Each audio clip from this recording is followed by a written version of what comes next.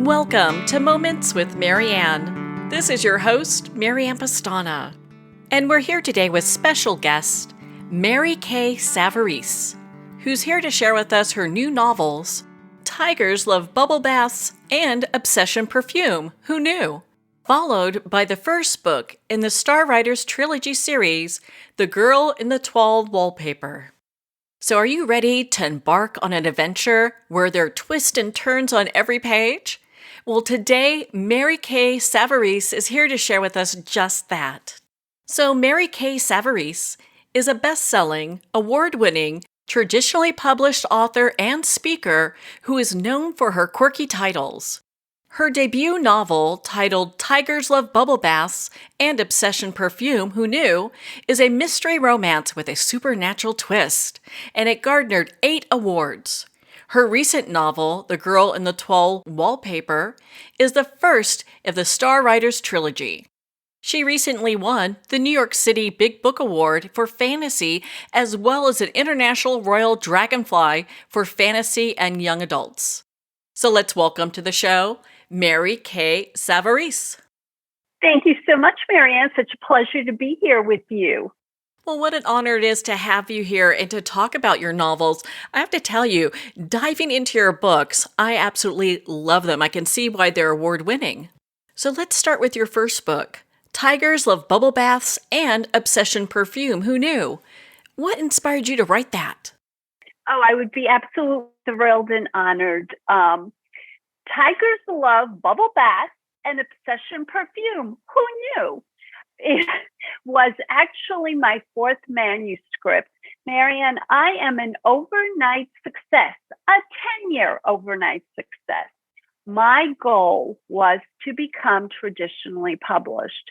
And as we know in the world of authors and trying to become published and trying to get into a publishing house, it's rejection after rejection after rejection.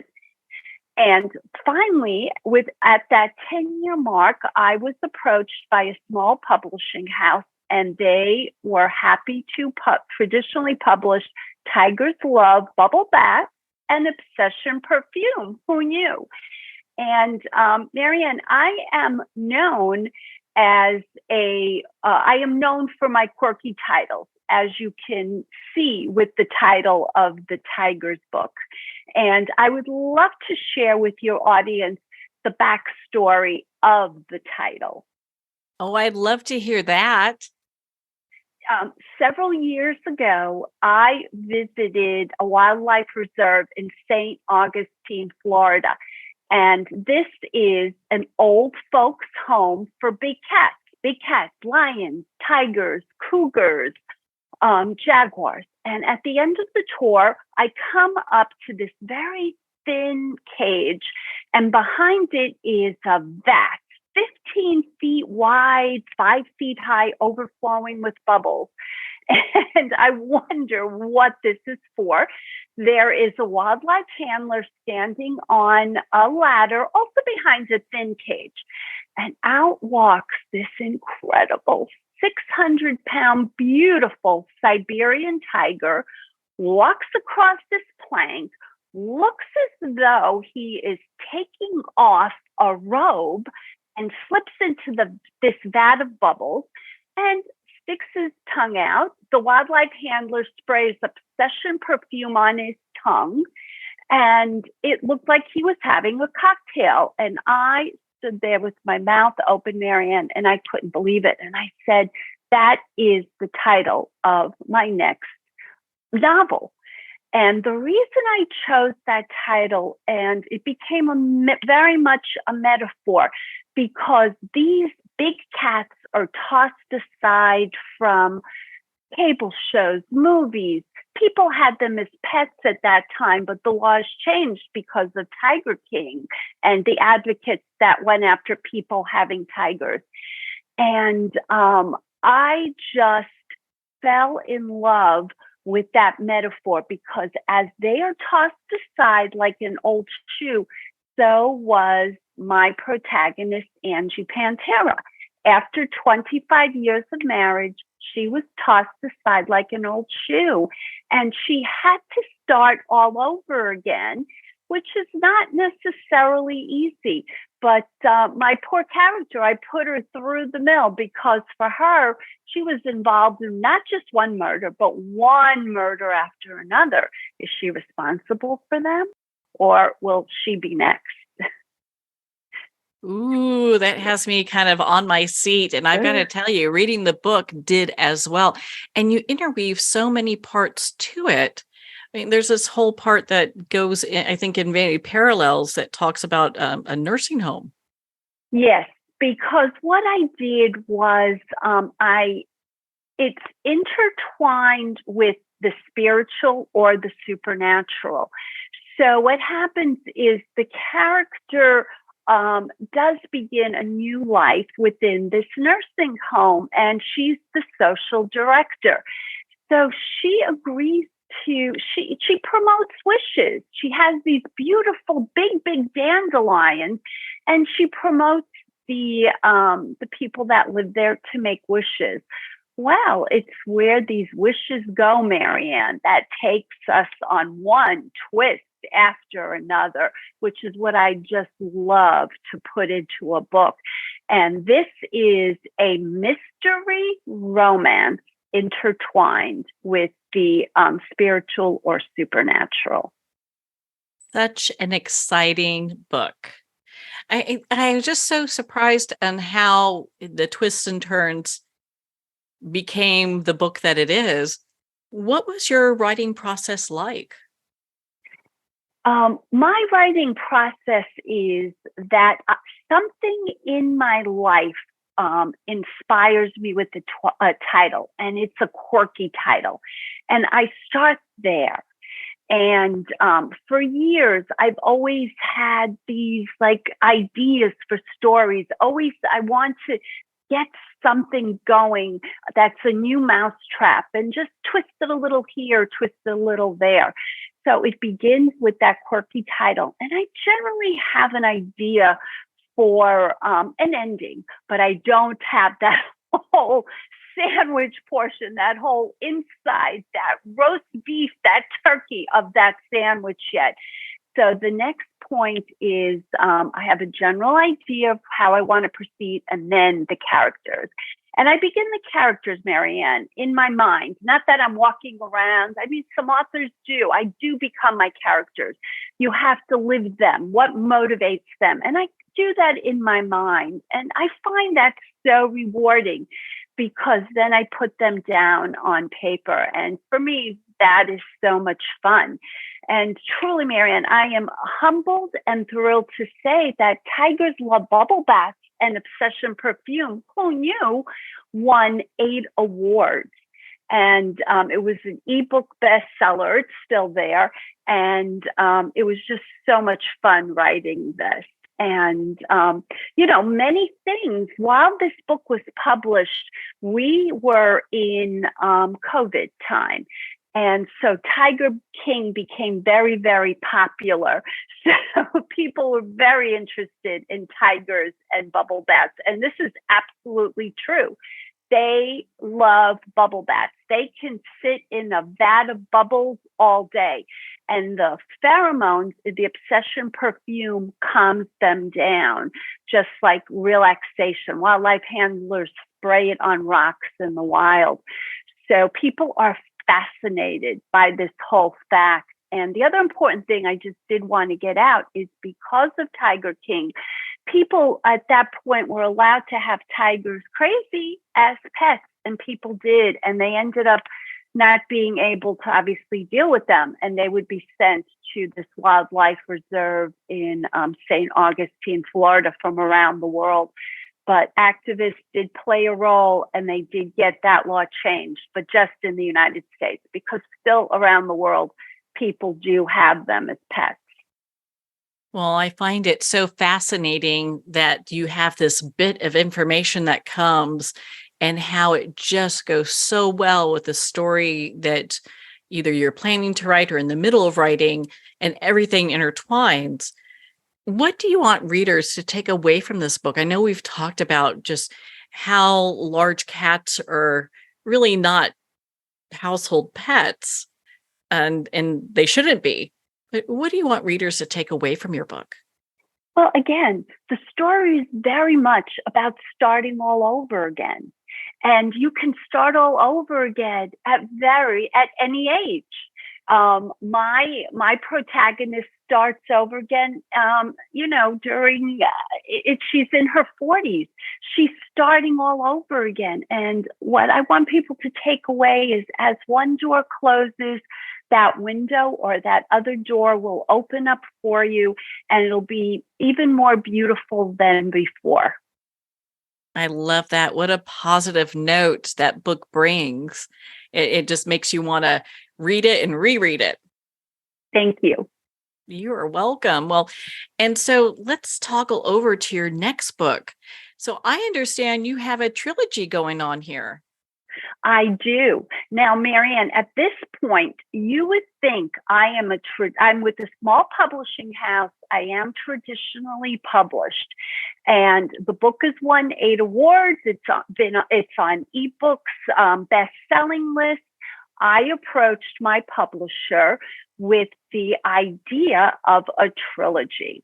This was a couple of years ago, and trilogies were really out there. Publishers wanted series, and a trilogy is a little bit different than a series. A series, you continue with those characters, just put them into different situations.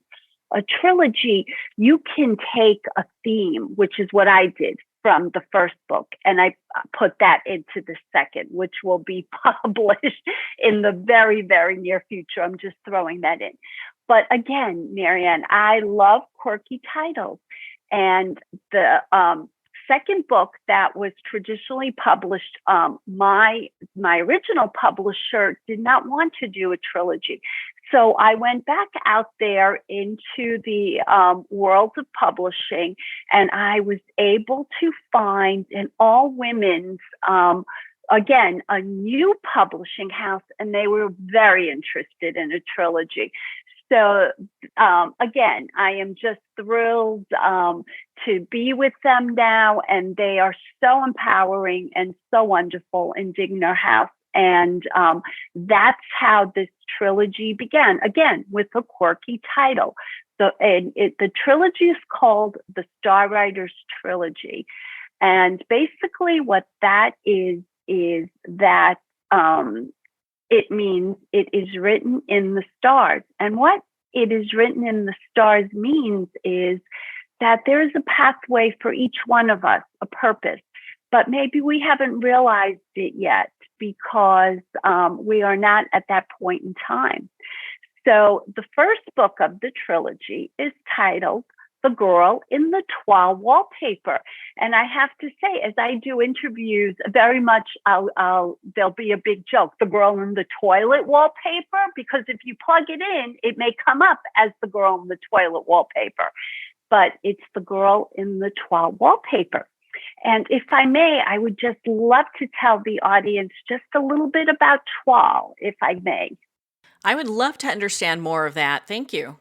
Well, toile is very much a part of our everyday lives. It's been around for centuries, but you may not know it as that word toile, which is a tongue twister in itself. But it's very much an artistic wall covering or a fabric. And what it is it's two-toned and it tells a story.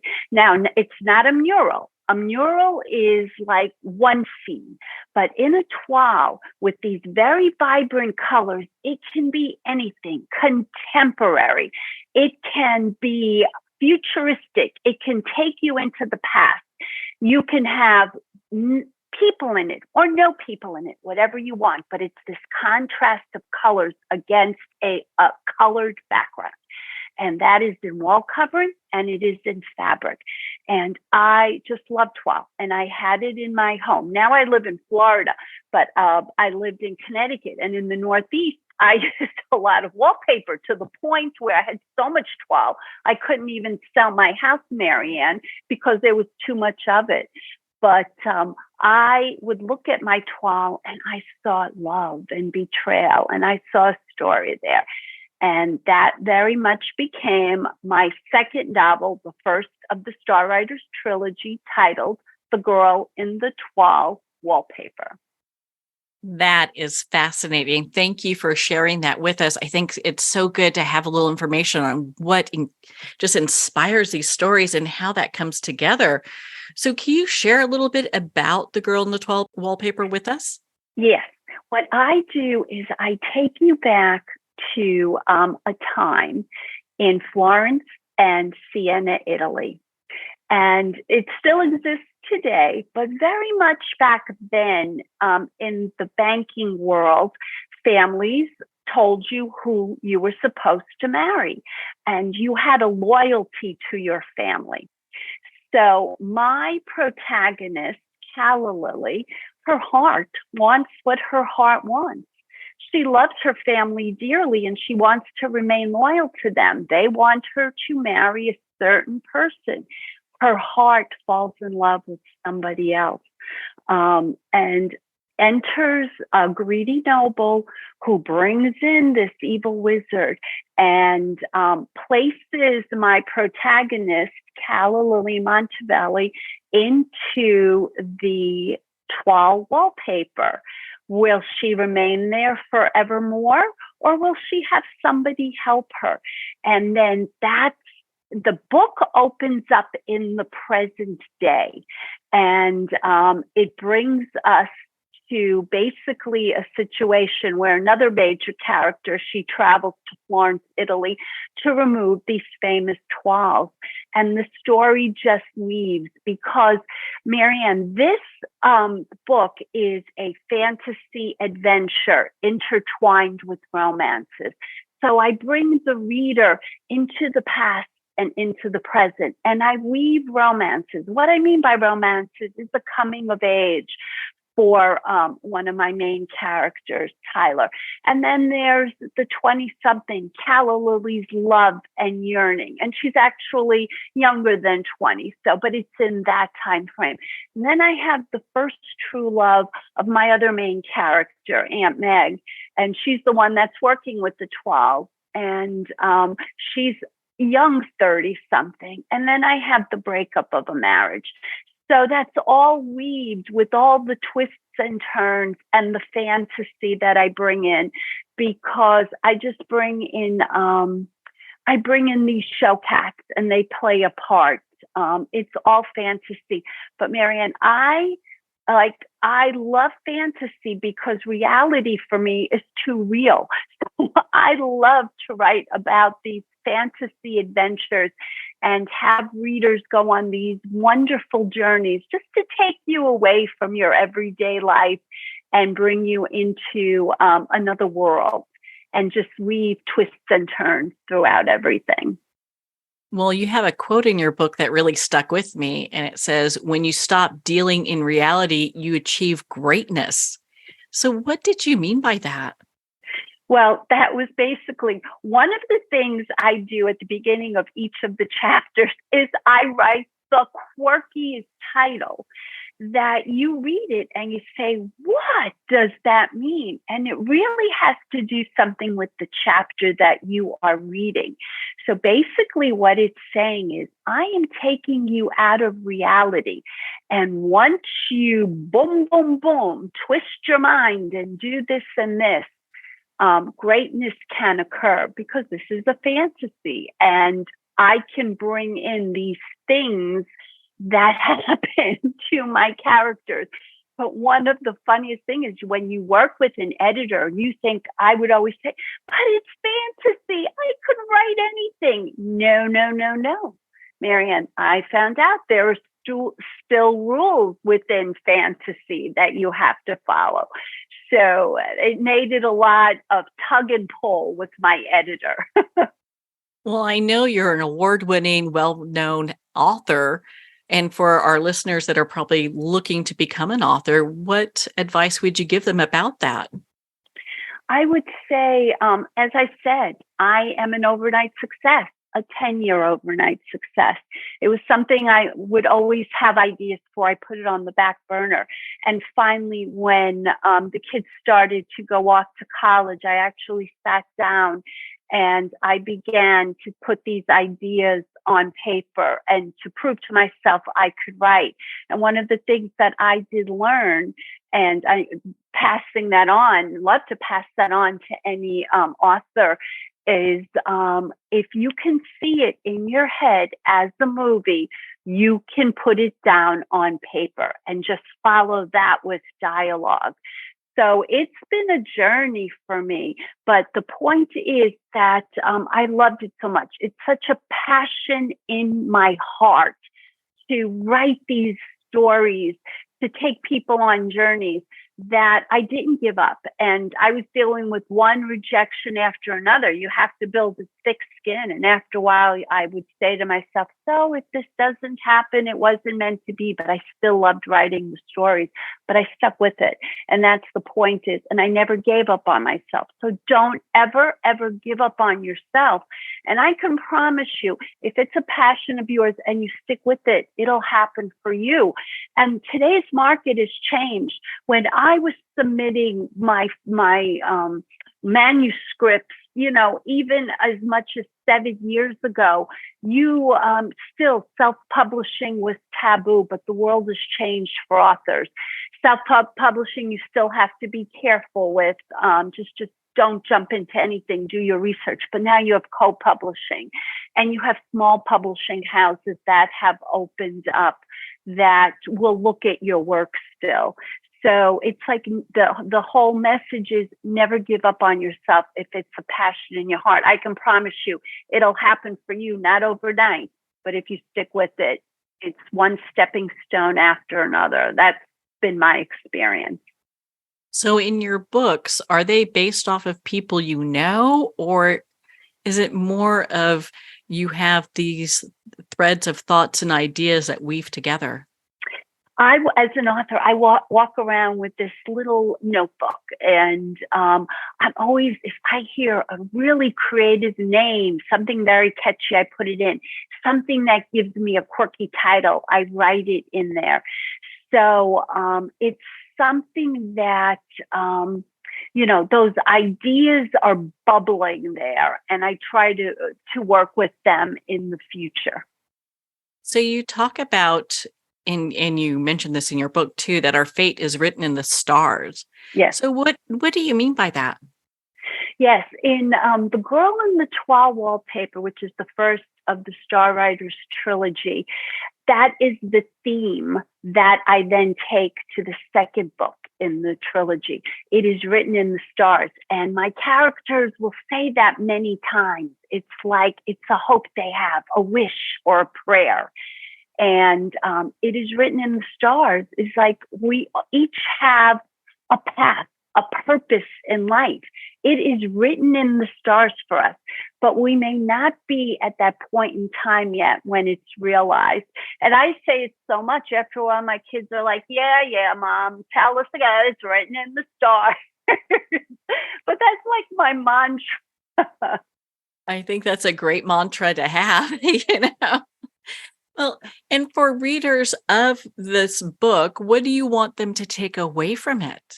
What I want you to do is to cozy up, and if you love fantasy, if you love adventure, and you love that intertwined with romances, then this book is for you. And I've had incredible reviews. It's already won the New York City Big Book Award. It's won several awards. It's won the Royal Dragonfly for fantasy and young adult. And so this particular book, the reviews were basically for a young adult to older, because authors say, oh yeah, for any age. But those characters are those ages where it suits a young adult and older. And I want you to have fun with it and enjoy the journey. And it is a fast read. And I take you on twists and turns. I don't want to be that type of author where you already know where I'm going. I really want to surprise you. So that's what I kind of want you to take away. And I'm trying to take you away from your everyday life and put you into a nice setting and relaxation and just enjoy the fantasy journey I take you on. Well, okay, so I know you have the second book is coming out soon. Can you tell us a little bit about that? Yes. So as I approached my new publishing house, at that time, I did have the idea for the second book in the trilogy, but it was maybe a third of the way written. And I knew where I was going with the third. Now, the third that'll be the following year. But in The Girl in the Toile Wallpaper, Marianne, my whole purpose was I didn't want to bore the reader. And what I mean by that is, yes, you love the characters. And what I wanted to do is have a break in between. So I take a theme, it is written in the stars, and I write the whole second book, which is titled The Star Writers Club, based on this theme. Where do you go with something that's titled The Star Writers Club? Well, I take my readers on an ethereal journey, a mythical journey, because what I do is I weave new worlds. I weave the band around heaven. I weave an underworld. I cannot sit here and say, oh my gosh, I know what the heavenly world is like. Nobody knows. So what I do is I weave my own world, this is a fantasy adventure, but it's the mythology. I take you on another journey, totally different, but with the theme of the first book. And it actually, believe it or not, as I told my publisher, it all ties in, because as there are struggles in the second book between good and evil, chasms open up and holes open up, which allow for the fantasy to continue. And I have to change things in the third book. I bring in the main characters, but the second book plays a big part between the first book and the third book. And that's why I say that it's tucked in between its two earthly bookends. And as I mentioned earlier, trilogies can be anything. You can take a character that existed, introduced in your first book, and do something with that character in the second book. And it allows you so much more freedom. So that's how I ended up with the Star Writers Club. My goodness, that sounds so exciting, because I know your first book, you talk about being an adventure intertwined with romance, and the second one is like fantasy with ethereal, is what you're saying? The first one is a mystery romance, because I have one death after another in the first one, and that's intertwined with the supernatural. My second book, The Girl in the Toile Wallpaper, is really a fantasy adventure. And it is the trilogy, because all three books are fantasy adventures. So if you like science fiction, you're going to like this book as well, because it works great in the Christian marketplace. It works great for young adults, science fiction, people who love fantasy, to just go on a journey. And one of my most favorite things, you always want romance. So you have to have that in the book. As I was always told by my editor, the reader becomes the characters in the book. So you have to show, you can't just tell, and you have to allow them to become those characters. The romances are so much fun. Well, I cannot wait for the second book. It sounds just so exciting to have that. Yep. The second book is out, The Girl in the Toile Wallpaper. And you can find my books everywhere, Marianne. Amazon, Barnes and Noble, any bookstore. If it's not on the shelf, they'll order it for you. And the second in the trilogy, The Star Writers Club, will be coming out soon. So, what do you want readers to know about the work that you do? Because it seems that in many ways there's a theme or themes that go through your writing. Very much so. I think for each of us, we each have that purpose in life. And we go through life and, you deal with everyday life. And I've learned that the ordinary is really extraordinary. And again, I just want to take you on this just nice journey to take you away from, the reality that we deal with every day and to have fun with it. All my writings are easy reads. And as I said, if you love that fantasy aspect and romances, then please follow me. And if I may, I have an author website, www.maryk SAVARESE.com. Please visit my author website and connect with me. I'd love it. Well, Mary, thank you so much for taking the time to be on the show with us here today. It's my pleasure. It was so much fun. Well, thank you, Mary Kay Savarese. It's been such an honor to spend this time with you and to talk about your two new novels, Tigers Love Bubble Baths and Obsession Perfume, Who Knew?, followed by the first book in the Star Writers Trilogy series, The Girl in the Toile Wallpaper. We're going to pause here for a quick moment, and we'll be right back after these messages from our sponsors.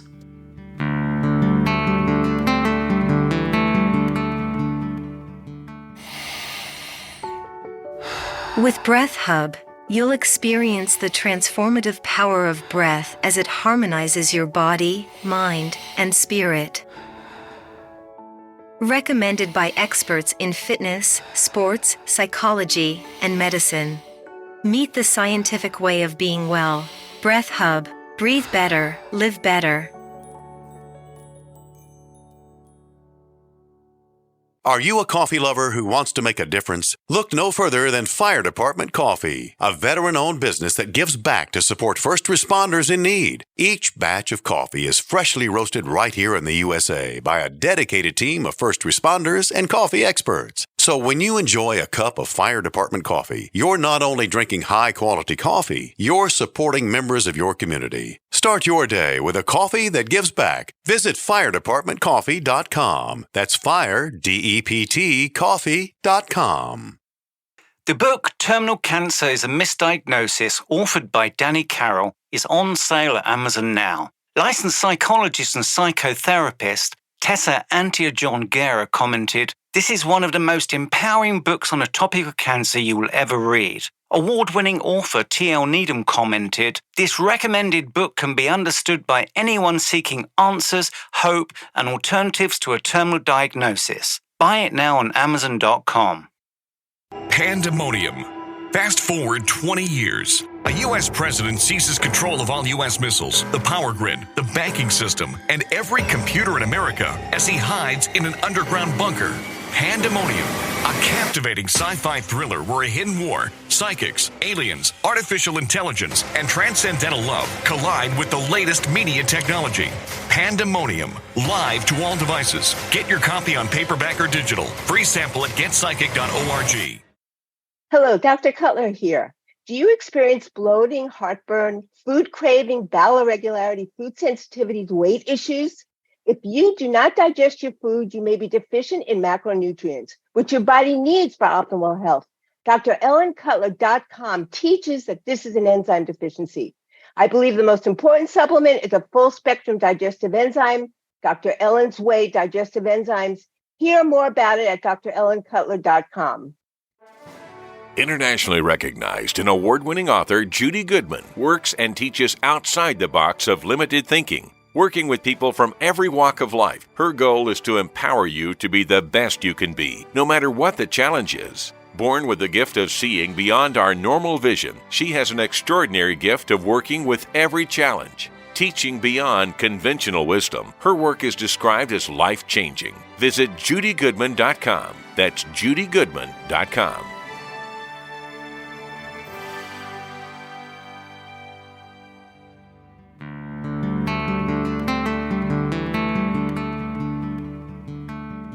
I'd like to thank Jason Eastwood at Guitarfulness for sharing his inspiring music and talent with us. His music is known worldwide for cultivating atmospheres of harmony, inner peace, and clarity. Visit Jason's website at guitarfulness.com. Join his newsletter, be part of his community, and download his music.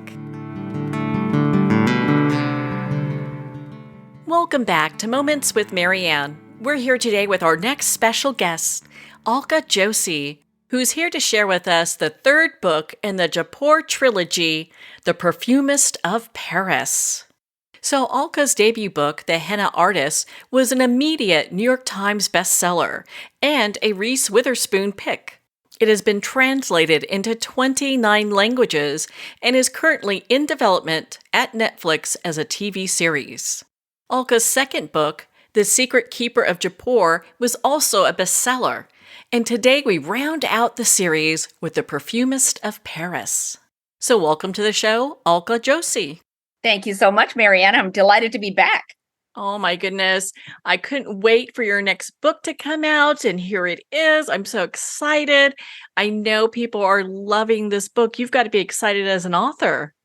I am really excited. It gave me a chance once again to combine my two passions, my writing and also my love of art. Well, you do it so well, and there's so much buzz out there about this book. I'd love for you to share a little bit about it with us. We don't go into spoilers, so no one has to worry about that, but just a little bit about this book so we can have an understanding of what is happening next. In this book, we are in 1974 Paris, and I had known from the time I wrote The Henna Artist that Radha, Lakshmi's younger sister by 13 years, she was going to end up in Paris. She was going to fall in love with this Parisian along the Himalayas, and she was going to marry him, go back to Paris, and she was going to have these two daughters. So now we are actually in that environment in Paris. The other thing that happened to her is she found a passion, and her passion is perfumery. She wants to become a master perfumer. Now, this is something very natural to her because she was raised in India, and in India, you cannot live there without being introduced to so many different scents, whether it's in your food or in the environment or in the temple. There is always some kind of scent, some fragrance that is prominent. And so she has this already. She has a leg up on everybody because she can discern so many scents without having been taught. And so she is learning at the feet of a master perfumer, a woman named Delphine Silberman. And, from there, we pick up the story where she is having some issues loving her work, but also loving her family. And where can she find time for both when her husband really wants her to stay home? I think so many women struggle with that today, just the balance of everything. It's like, do I go to work? Do I stay home with the kids? How do we make this balance? And I love how you interwove that into this story. Yeah. And a lot of people say to me, well, this novel could have been written today. And I said, yes, that is what is so disturbing about it. Because we're in 1974 and women were facing this same issue 50 years ago. So how far have we come? I want to start that conversation. I don't think people realize that, in the 70s when women were going to the workforce, there were a lot of divorces during that time. There was a sexual revolution going on. Everybody was finding themselves. And so women were going back to work and really sort of finding their passions or finding things they wanted to be experts in. So they were still struggling with that. They had children. Maybe they were divorced. Maybe they were still married, but they still needed to negotiate with the family about how much time they were spending outside of the home. I know we've talked about this before about in the 70s. I mean, even then, women were having to get permission from their husbands to get a credit card or open a bank account. It just floors me to this day. Absolutely. I the young people of today have no idea that that women were that restricted. I remember waiting a couple of years before I could get a credit card, and this was in 1980. Yeah, I agree with you on that one. Just the changes that we've gone through in just such a short period of time. So the perfumist, I mean, okay, let's kind of break this down a little bit. What kind of research did you do for this book? I'm just so floored by how detailed it is. It just pulls you right in like the last couple. Yeah, and as you know, we authors are nerds, and we spend a lot of time in libraries, and then we spend a lot of time researching. And I love the research part because I get so involved, I get so engrossed in whatever it is I'm researching. I just want to really do a deep dive into it. And with every book, I get a chance to do that. So in this book, in The Perfumist of Paris, I needed to learn about perfume because I didn't know anything about it. So I was talking to Michael Edelstein, who is one of the producers of the Henna Artist TV series. And I was down in LA having lunch with him. I said, Michael, I need to learn about perfume. He said, oh, then you have to talk to my friend Anne Gottlieb in New York City. So I fly out to New York City. And Anne takes me around to all of the different people that she works with, master perfumers and large fragrance companies, because she's sort of the conduit. She's the go-between a client and the manufacturer or the creator of the perfume. So then I got a chance to interview master perfumers one-on-one and go to a fragrance lab where I had an idea of what a fragrance lab looks like and where Radha would actually be working. So how would she interact with different people? What would she wear? There's that lab coat. I didn't realize that.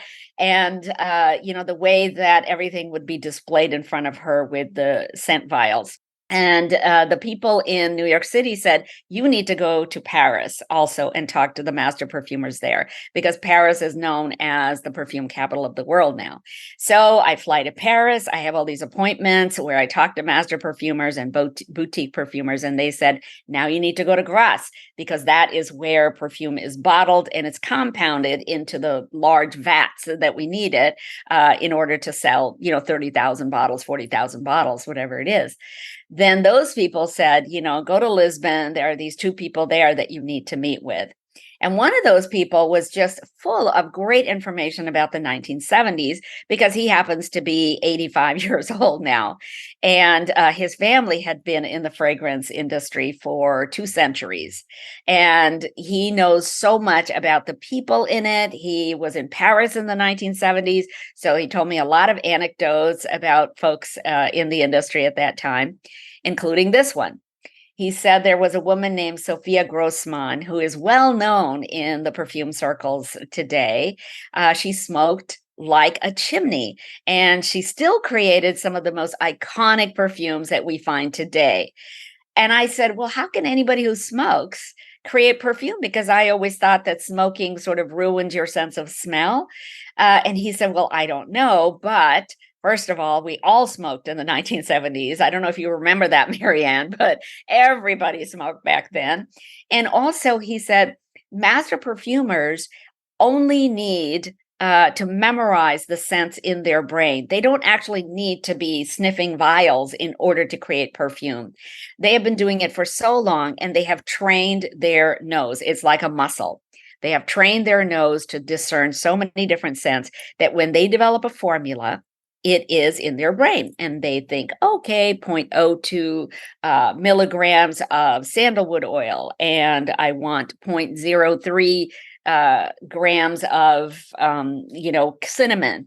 So they develop all of that in their brain. Then they send it down to the fragrance lab. And those guys, like Radha in The Perfumist of Paris, are actually going to blend that formula together for them, take it back to them, and then they will decide whether they want to change it. This goes back and forth between the lab and the master perfumer, and then they're able to create this fabulous scent.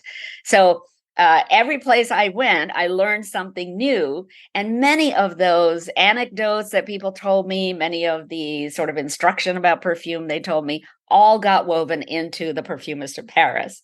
So you'll notice Radha has a boss named Delphine Silbermann, and she is a model based, or I should say, she's modeled on Sophia Grossman, because Delphine also smokes like a chimney, but she's very formidable. She has made her way to the top, which was very difficult for a woman in the perfume industry to do in the 1970s. So these are the little things that I just love. I love researching them, and then I love figuring out how I can put them in the narrative somehow. You always have the most clever way of bringing a story about, and I've always appreciated that about your book. And I have to be so careful not to overshare about them, because they're books you could get really excited about. I mean, you pick them up, you don't want to put them down. That is so lovely to hear. One of the other things that I had to research, I just want to get it in there. I don't want to just interrupt you, but I loved the painting of Olympia that I had a chance to put in here, because in 1974, when the novel takes place, my parents took me to Europe for the first time. I was 16 years old, and we went to the Jeu de Paume Museum, and we saw the Impressionist paintings there. And this was one of the paintings that was hanging there. And it was so different from all the other paintings, because this woman in the painting Olympia, she is looking straight at us in a way that is different from all the other women. Some of the women are looking at us in a coquettish way. Some of the women are looking away from the painting as if there's something else that's attracting their attention. But Olympia was the only one who really is challenging the viewer, like, you have something to say to me, like that. So I remembered her, and I wanted to think about all of these other women in paintings who have not been remembered. There are so many of these models in the paintings who had full lives and who really deserved to be recognized for being the muse, for being the people who also contributed to the success of a painting. But we only remember the painter at this point. And so this gave me a chance to do more of my female power. Let's get the women in these paintings also in the spotlight. I just love that. I understand that you've been doing some collaborations in regards to some perfume. I'd love for you to share on that. Well, one of the experts whom I spoke to, his name is Paul Austin. He gave me a lot of good information, and he referred me to master perfumers whom I interviewed. So when the Perfumist of Paris went off to the printer, I had some time before it would be released. I called up Paul and I said, hey, I know that you were, at the time I spoke to you, building a perfume brand with the major ingredients being from India. And I was wondering if you might want to collaborate on something. And he said, yes, I would love that. So he and his team put together these discovery sets, which have 7 little vials of each of their fragrances, beautifully packaged. And he offered 20 of those for every stop on my book tour for the Perfumist of Paris. And it was so generous of him. And the boxes were a big hit. This discovery set was a big hit. And they even matched the colors on the discovery set to that beautiful pink on the cover of the book. So you just never know where your research is going to lead you, and how many friends I have made throughout my research journeys for all 3 books. It's been such an adventure, I am sure. I can't even begin to imagine all the great adventures you've had just going through all this. And what would you say, writing The Perfumist of Paris has been like one of the more interesting discoveries that you've made? For me, I think the key discovery in the book, and one that was delightful to me, was that some of the major ingredients that go into the perfumes of yesteryear and also of today are found in India and in the Indian subcontinent. I had no idea because I had always heard that France is the perfume capital of the world. So I assumed that everything perfume related originated from France, and it did not. So hundreds of years ago, when the Europeans would come across the Asian spice routes and silk routes, what they were looking for were key ingredients for perfumery, as well as for other kinds of tasks. But they were looking for things like cinnamon and clove and tuberose and rose and sandalwood, all of these ingredients that actually make beautiful perfumes. They would take those ingredients back to France, and the French perfumeries would pay them to buy this. Now, at some point, the raw ingredients became too expensive for the fragrance companies, and they started planting some of these ingredients in Grasse, which has a temperate climate, and parts of it really resemble what Indian climate is like. So as they developed their own plants, the fragrance actually changed a little bit. Some of their fragrances didn't smell the same anymore because, as you can imagine, climate in a specific area has a lot to do with how a plant develops and exudes a certain fragrance. So now many of the perfumes that we buy today are largely made with chemical or synthetic ingredients. And that just is because the perfume industry is $30 billion or something like that. And there isn't enough raw ingredient that we can put in fragrances to meet the demand. So, those perfumes of yesteryear, they're just totally different. I've had readers say to me that the perfumes they used to buy, let's say 30 years ago, they don't smell the same anymore on them. And either their body chemistry has changed or the actual ingredients have changed. And I think it's the latter. It's just amazing what's uncovered when you do this type of research for a book. Now, is the series being optioned for a film? We've had some requests. And I refer them all to my screen agent in Los Angeles.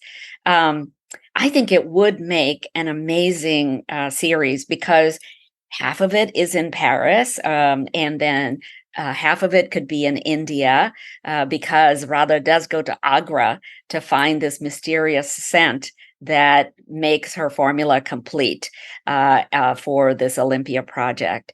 So I actually think it would be a beautiful series, and we could do so many attendant marketing sort of projects out of it. There's so many fragrance companies that I think would love to be a part of this project in some way. It would be just a blast. Can you imagine? I am going to now start thinking about who's going to play Radha. All those are good problems to have, Well, and not to talk about also all the great cooking, because you have recipes that you share that are just amazing. There is one recipe in there for rose jam. And my mother used to make this. You make it with real rose petals. Rose is a flavor ingredient that is very popular in India. We put it in a drink. We put it in our sweets. A lot of people put it in, let's say, their chicken curry, because it just has that sort of intoxicating fragrance. The Kama Sutra says that in order to encourage the act of lovemaking, you must perfume your entire house with roses. So my mother used to make this rose jam. It is very popular in India. And you collect all these rose petals. You have to put sugar in there, and you want to keep it refrigerated or out in the open for quite a while so that the roses kind of have a chance to melt. And then it makes this amazing rose jam that will be gone in a day because nobody can stop eating it. Oh, I bet. All that sounds so great. Well, and from this book series that you've put together, what do you want readers to take away from your books? I do want people to take away the fact that we need to support women in all of their endeavors, whether it is building a family, whether it is building a career, whether it is just building a life for themselves that they really think will bring them happiness. I don't think we do enough of that currently. So I want people to walk away thinking, women like Radha, they deserve our support. And what can we do to help them? I also think this book is about female empowerment. When women finally make a decision about what it is they want from this life, they really should be allowed and they deserve to go out and get it. And I don't think anybody should stop them from doing that. That is one of the major themes of all of my books. I think I have been given this life. I'm so privileged to have had a life where I make my own decisions about everything. And nobody stops me. Nobody can stop me at this point because I am so stubborn in, the way I want to do things. But I think that women today still deserve and will continue to deserve every chance at self-actualization that they can, that they come across. Another thing that I do want people to walk away with, and with every book also I do this, is to give India its due for the contributions she has made to the world. And in The Perfumist of Paris, that is those beautiful ingredients that go into scents and now are being reproduced in a synthetic way. But I want India to be recognized also as a perfume capital of this world, because French fragrance companies still buy so many essential oils from India for their scents. And so those three things, I think, if anybody walks away with those, that would be terrific. I have readers right now, by the way, who do write to me and they say, I have never been as conscious of scents in my environment as I am now after reading The Perfumist of Paris. So now I walk into a place and I go, let me see if I can figure out what I am smelling here. And then, of course, they are now more conscious of maybe a perfume they might want to wear on their bodies that says, this is who I am. Such awareness, just, coming from reading a book series, I think is such a powerful thing. And, congratulations to you, because you definitely are making a huge wave. Well, thank you so much. Women all over the world write to me. Oh, and by the way, some men do too, about the Perfumist of Paris, because men also use fragrances. Think about the body sprays. Think about the shaving cream that they use. Think about the shampoo. Fragrances go into every part of our lives, whether we use them for the home, whether we use them for our bodies or our environments. Fragrances are a big part of our lives. And as you know, Marianne, fragrances are about memory. So we smell something and it takes us right back to when we were 5 years old and eating ice cream with our grandparent. Or, it takes us right back to the very first car that we owned and what it smelled like, because maybe it was a used car and it came with the smells of the previous owner. There are so many ways in which scent brings us closer to our past. And some of the memories are happy and some of them are sad, but they are us. And so I think scents are us. So why don't you tell me a little bit about the perfume party? I know you have a recipe for that, and I'd love to hear more about that. Yes. I think that a lot of book clubs, when they are reading this book, would have a lot of fun if they put together a perfume party. So I decided to create the recipe for it. And it's very simple ingredients, and everybody will walk away with a scent and in a little bottle that they can use either as a memento of this time that everybody had together at the book club, or just something that they use every day. So it is not only practical, but it's also a fun thing that everybody gets to explore. And people tell me that until they did a perfume party for their book club, they did not realize the scents that they liked. They're going to go around and sniff these various vials, and then they will know, oh, you know what? I love Lily of the Valley, but I really don't like bergamot. I'm going to use one in the perfume and one not. So it gives them a chance to really know themselves a little bit better and why they like a certain fragrance. So, Alka, what's next for you? I know you're always working on something amazing. Do you have anything you could share with us? I am working on a novel that is loosely based on the Indian painter Amrita Sher-Gill. She lived in the 1920s, 30s, and died in 1941. She was only 28 years old, but she was a formidable presence. She was very outspoken. She was a feminist. She really believed in just doing whatever she wanted and sleeping with anything that moved. So I found her fascinating. And she has largely been forgotten by anybody who is not Indian. But I think that she really deserves a spotlight. She was one of the first Indian women to be recognized by the Paris Salon. And that was when she was only 16 years old. So she, after that, went to the south of India and created a lot of paintings that just encompass the ordinary lives of villagers. Their day-to-day things that they're doing. Nothing like palaces or fancy dinners or anything like that. It was just all about simple people doing simple things. And those are, I think, some of her best work. So I wanted to bring her to everybody's attention. And once more, here is a woman who is exemplifying my idea that India deserves to be recognized for her contribution to the world. I think Amrita was unique in the sense that she was half Hungarian and half Indian. So her Hungarian identity was a big part of her life when she was growing up in Budapest. But as time went on, she actually identified way more with her Indian heritage.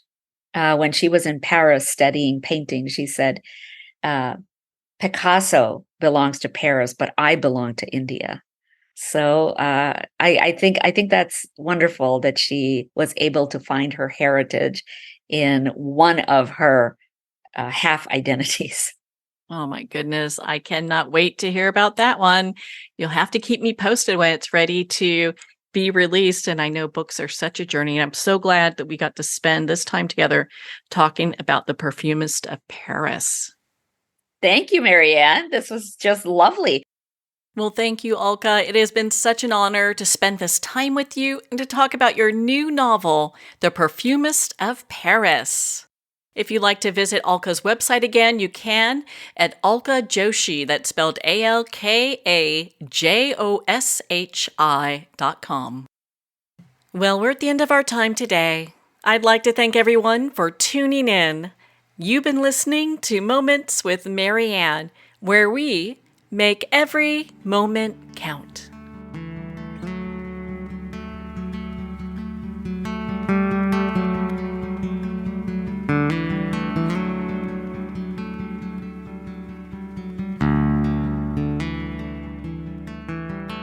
In a single moment, your life can change. Moments with Marianne is a transformative hour that covers an endless array of topics with the best of the best. Her guests are leaders in their fields, ranging from inspirational authors, top industry leaders, and business and spiritual entrepreneurs. Each guest is gifted and a true visionary, a recognized leader in her own work, and while teaching others to develop, refocus, and grow, Marianne will bring the best guest and sometimes a special surprise. Don't miss this. You never know just which moment will change your life forever. Make sure to tune in and visit momentswithmarianne.com for more information.